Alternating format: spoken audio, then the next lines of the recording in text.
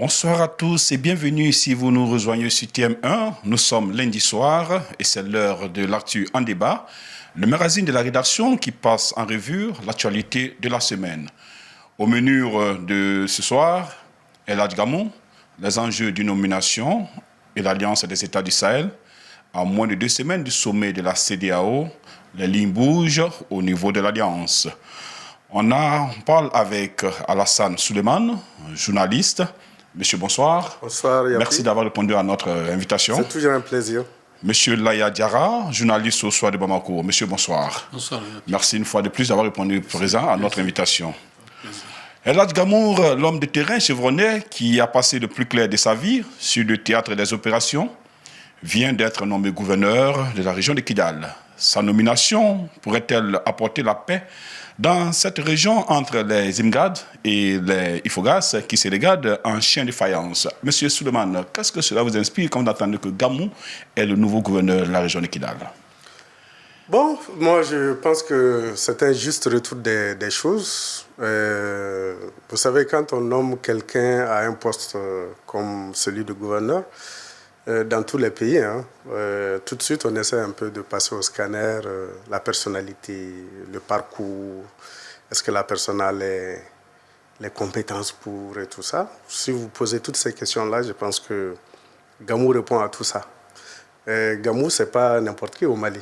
Gamou, c'est quelqu'un qui est rompu à la tâche des armes. C'est quelqu'un, c'est vrai, il a fait la rébellion, mais il a intégré l'armée du Mali, où il a gravi les échelons, aujourd'hui il est général. Et c'est quelqu'un qui a occupé aussi des postes importants, quelqu'un qui a été chef d'état-major particulier, adjoint, je pense, d'un chef de l'État, qui a été inspecteur en chef des armées. Je pense que le jour où on le nomme, on ne doit pas avoir beaucoup de doutes, sauf si, sur le plan moral, sur le plan, je pense que même là, quand vous interrogez les Maliens, il y aura très peu de choses à dire de l'homme. Donc je pense que c'est un choix judicieux, c'est un choix réfléchi. Je comprends un certain nombre d'appréhensions qui sont soulevées par rapport à ça, mais je pense que les gens spéculent là où il n'y a pas de spéculation parce que ce n'est pas du tout un cheveu dans la soupe. C'est une nomination, je pense, assez réfléchie. Maintenant, il reste à l'homme d'être à la hauteur de la confiance qui a été placée en lui et de comprendre les enjeux qui se posent par rapport à Kidal et par rapport au Mali. D'accord, par rapport à Kidal. Alors là, qu'est-ce que vous pensez que vous voyez Gamou aujourd'hui gouverneur de la région de Kidal? Bon, je ne pense pas moyen qu'Alassane, il a tout dit, parce que c'est un choix stratégique. Vu la personnalité de l'homme, c'est quand même un fils de la zone. Il connaît la région, il a des qualités militaires, et puis il connaît suffisamment la zone, il connaît les hommes, il connaît la culture. Bref, je crois que c'était un choix réfléchi, un choix stratégique. Et lui-même, il l'a dit. Après sa nomination, je crois que vous avez vu qu'il a eu une rencontre avec le chef de l'État, qui lui a donné, en tout cas, qui lui a prodigué des conseils et lui donné des orientations par rapport à sa mission. Et là, je crois qu'il mesure la portée de la mission qui lui est confiée. Et dès sa sortie de l'audience, vous l'avez vu, il dit qu'il va s'atteler tout de suite à travailler à réhabiliter les services sociaux de base de la région. Vous savez, une région qui a été affectée pendant 10 ans par des groupes terroristes armés qui occupaient la zone. Tout est détruit, pratiquement il n'y a rien. Moi, je crois qu'il s'est engagé tout de suite à réhabiliter ces services sociaux de base et il va avoir l'accompagnement de l'État pour ça. Maintenant, l'autre défi, c'est surtout la sécurité et rassurer les populations, parce que les gens se sont déplacés. Comment faire revenir ces gens? Moi, je crois qu'il a compris la mission qu'il lui a confiée et il s'est engagé quand même à tout de suite s'atteler pour quand même le retour de ces populations. Et déjà, il a fait déjà un appel à ces populations pour qu'elles reviennent pour participer au développement de la région. Alors, Monsieur Souma, je vous pose cette question. Quand on sait que Gamou il est Imgad, alors que les Ifogas ont été toujours en quelque sorte les maîtres qui ont régné sur Kidal, et on sait même que la crise à Kidal, entre ces deux communautés, est-ce que les autres vont l'accepter facilement?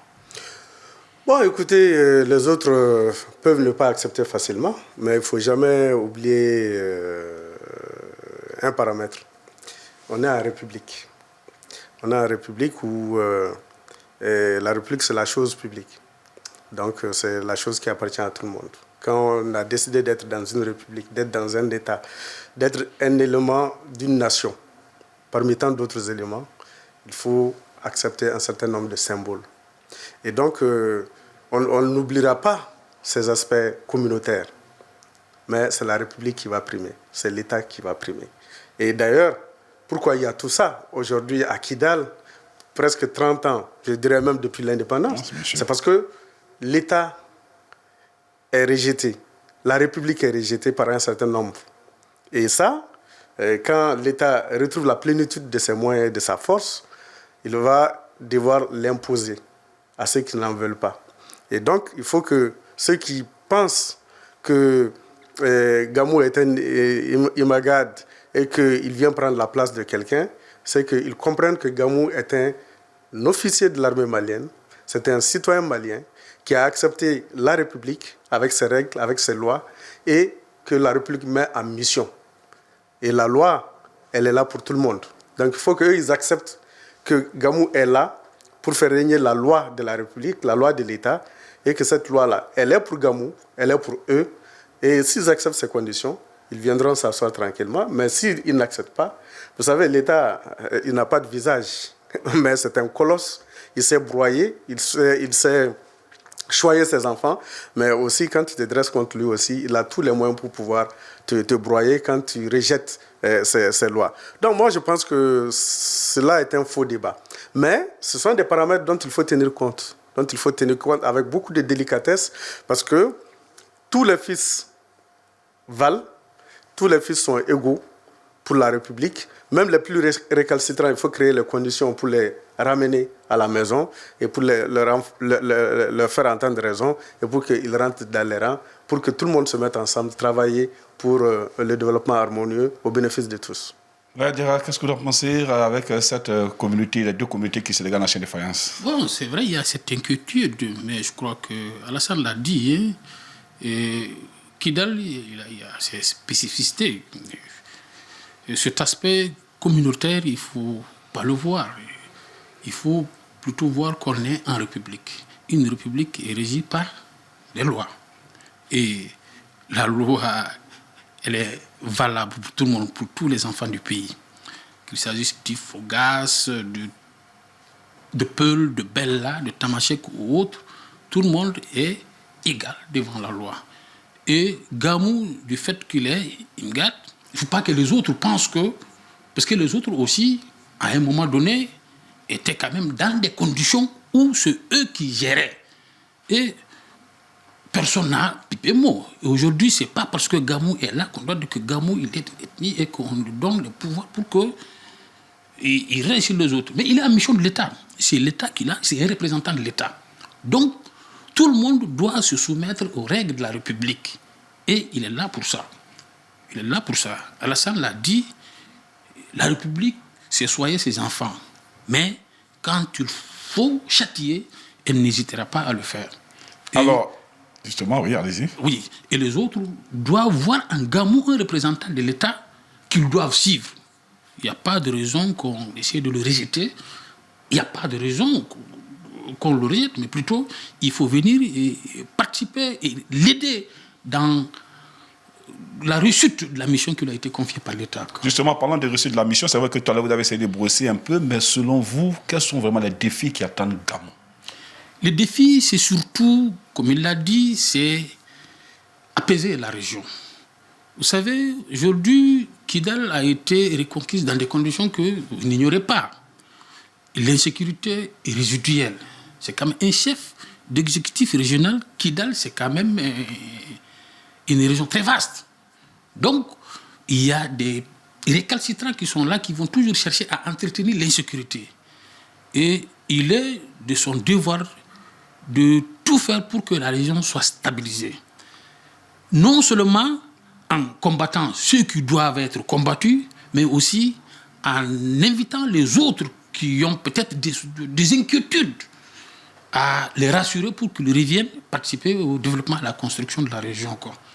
Alors, M. Alassane Souleymane, on sait que l'entrée des FAMA a été l'objet de déplacements massifs des populations de Kidal. Gamou, c'est vrai, général de l'armée, aujourd'hui gouverneur. Quels sont les défis et comment vraiment rassurer les populations déplacées à revenir à la maison? Écoutez, je vais revenir sur la personnalité de Gamou, sur un certain nombre de détails. Vous savez, Gamou, il a eu toutes les occasions, les opportunités de se départir de l'État et de la République et de retourner dans la rébellion. Il y a des sirènes qui se sont fait entendre à sa porte. Il n'a pas voulu les écouter. Moi, je me souviens, je pense, je vais parler sous le contrôle de l'AIA, en 2012 déjà, où quand il y a eu les grabuges à Kidal, quand l'armée a eu des difficultés et que Gamou et un certain nombre de ses hommes ont dû quitter Kidal, à l'époque on avait même dit qu'ils avaient marché à pied et tout, on avait essayé de le faire retourner. Mais il n'a pas répondu à ces sirènes.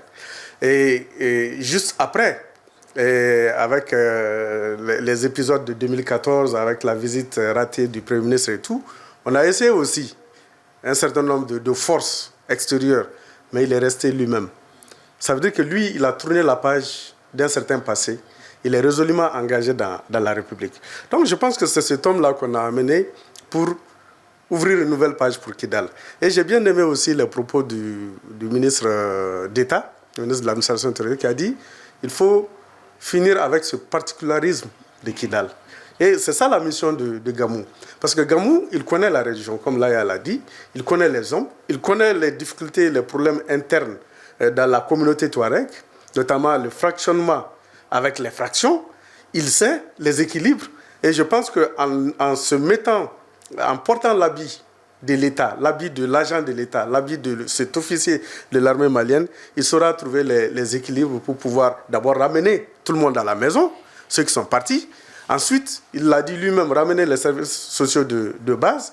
Et je pense que l'État lui-même a une stratégie pour ça. Et c'est d'ailleurs pourquoi moi je rends hommage aux autorités de la transition, parce que si je me rappelle bien, il y a à peu près un mois, en Conseil des ministres, il y a un projet, il y a des projets de textes qui sont passés par rapport à la route Gao, Bourem, Kidal et au-delà. Ça veut dire déjà, le gouvernement est dans la projection de l'après et retour de l'armée à Kidal. Et je pense que Gamou sera cet homme-là. Il ne faut pas oublier que Gamou, il est général, il est là-bas, mais ce sera un habit administratif qu'il portera parce que c'est un gouverneur.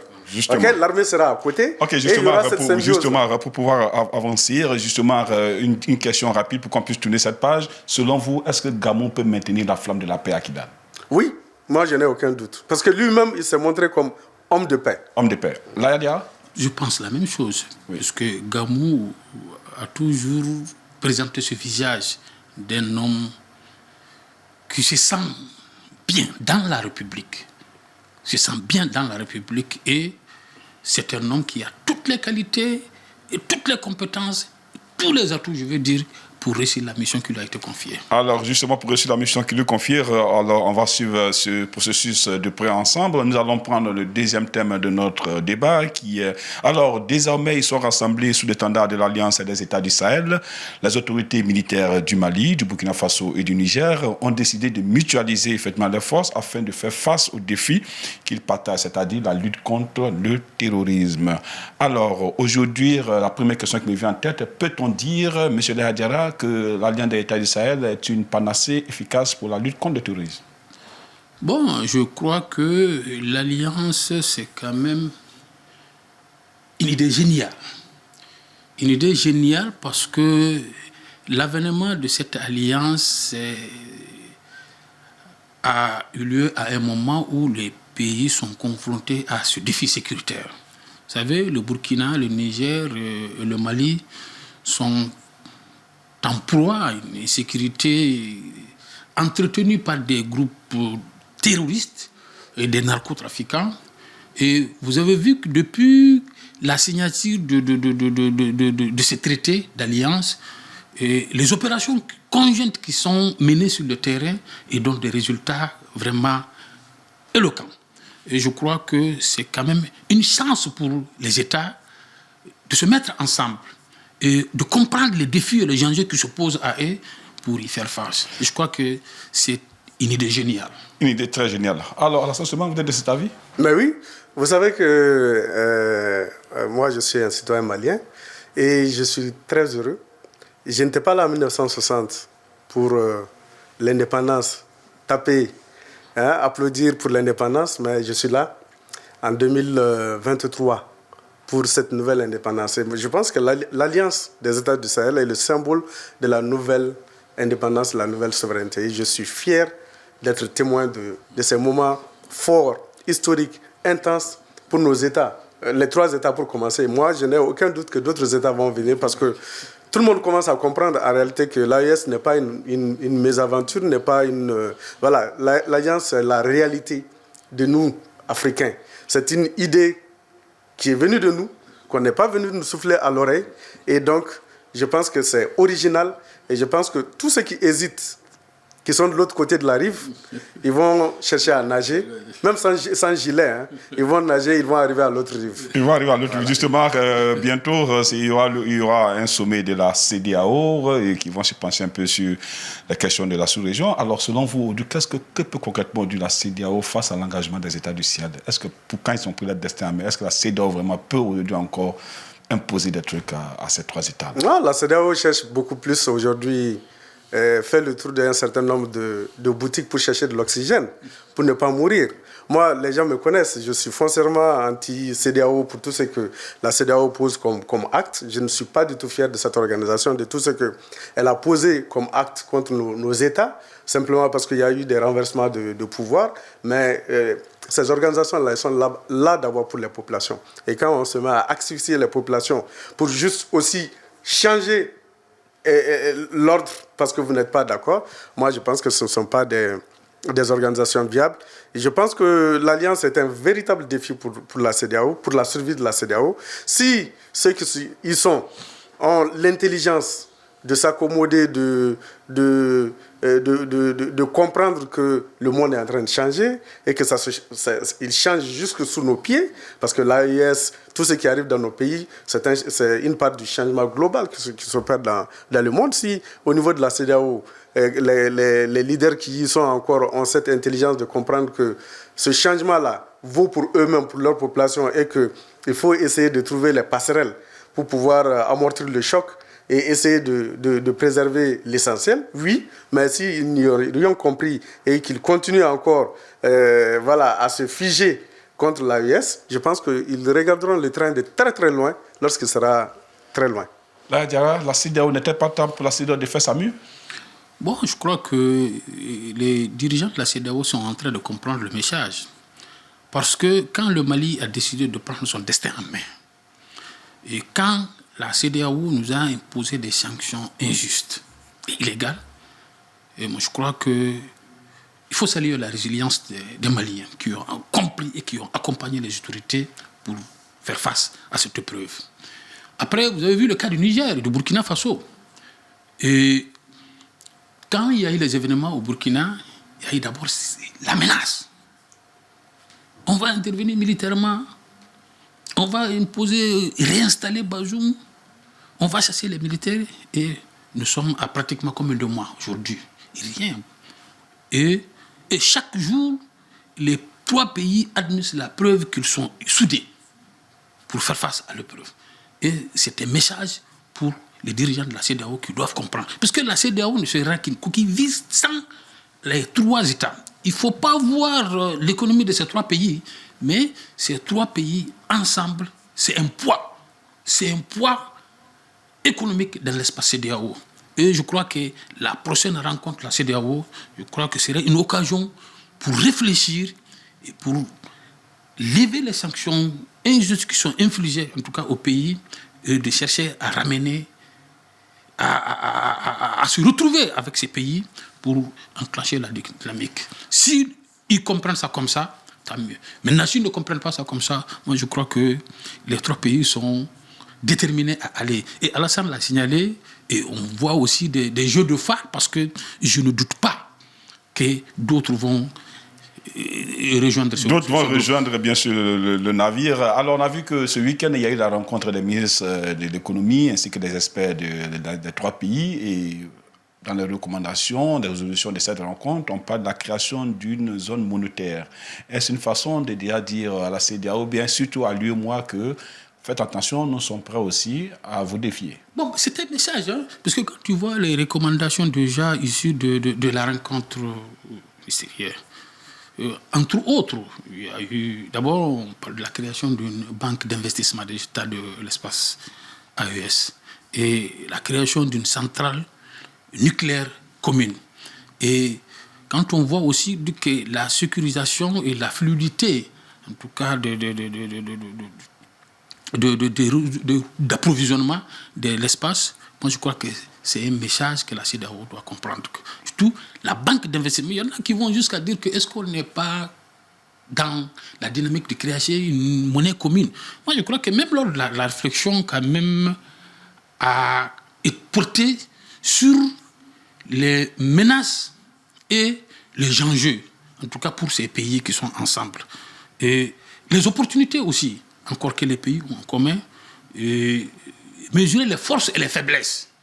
Donc, moi, je crois que la question ce n'est pas exclu, quoi. Ce n'est pas exclu, justement, d'accord. Alors, M. Alassane Souleymane, une zone monétaire, est-ce que c'est une façon de faire le pied du groupe, pour dire à lui et moi que nous sommes aussi prêts, on peut aussi lancer notre monnaie? Mais écoutez, c'est dans l'ordre normal des choses, on y arrivera.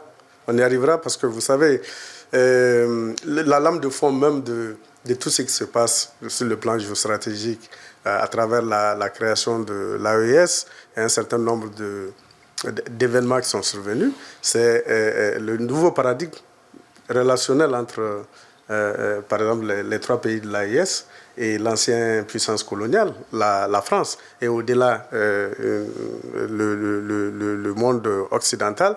Et donc, nos 3 États, membres de l'AES, sont aussi membres de l'UEMOA. Et qu'est-ce qui unit l'UEMOA?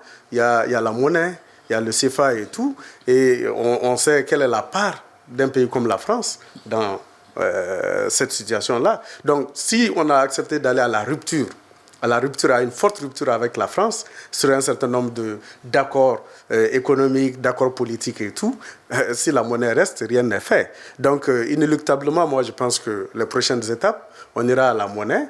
Et comme Laya l'a dit, les différentes rencontres, il y a eu la rencontre des ministres en charge de l'économie et des finances. Je pense qu'aujourd'hui, il y a une rencontre au niveau des affaires étrangères. Donc le train, il est parti. Le train, il est parti. Le train de l'AES est parti.